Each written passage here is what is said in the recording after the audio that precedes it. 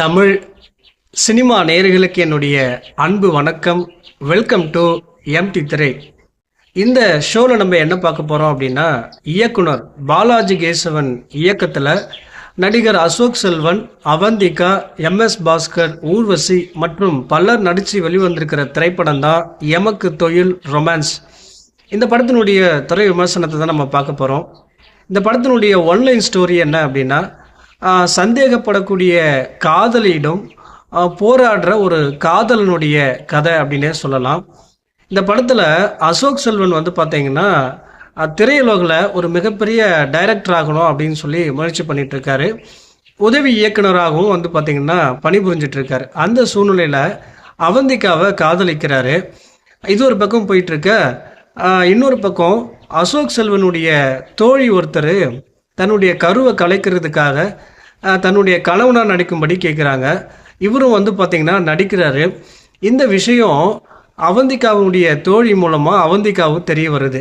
இதனால் அசோக் செல்வன், அவந்திகா ரெண்டு பேருடைய காதல் பிரேக்கப் ஆகுது. உடைந்த தன்னுடைய காதலை ஒன்று சேர்த்தாரா இல்லையா அப்படிங்கிறது தான் இந்த படத்தினுடைய மீதி கதை.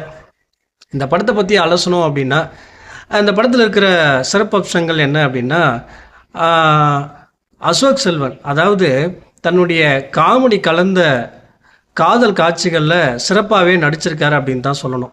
இதற்கு முந்தைய படங்கள் எல்லாம் காமெடி கதாபாத்திரங்களில் சிறப்பாக நடிச்சிருப்பார், பாராட்டியும் பெற்றிருப்பார். இந்த படத்தில் ஓரளவுக்கு பார்த்து ரசிக்கும்படி இருக்குது அப்படின்னா இதுக்கு அசோக் செல்வனுடைய நடிப்பும் ஒரு காரணம்.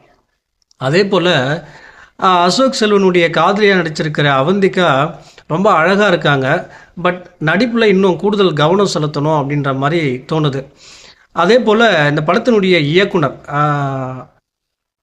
பாலாஜி கேசவன், இவர் வந்து பார்த்திங்கன்னா இரண்டு காதலர்களுக்குடைய நடக்கக்கூடிய சண்டையை மையமாக வச்சு இந்த படத்தை எடுத்திருக்காரு.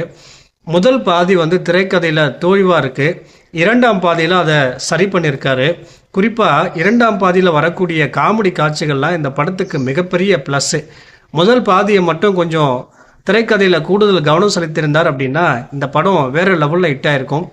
அதே போல் எம்எஸ் பாஸ்கர், ஊர்வசி, மற்ற நடிகர்கள் எல்லாம் அவங்களுக்கு கொடுக்கப்பட்ட வேலையை சிறப்பாக பண்ணியிருக்காங்க.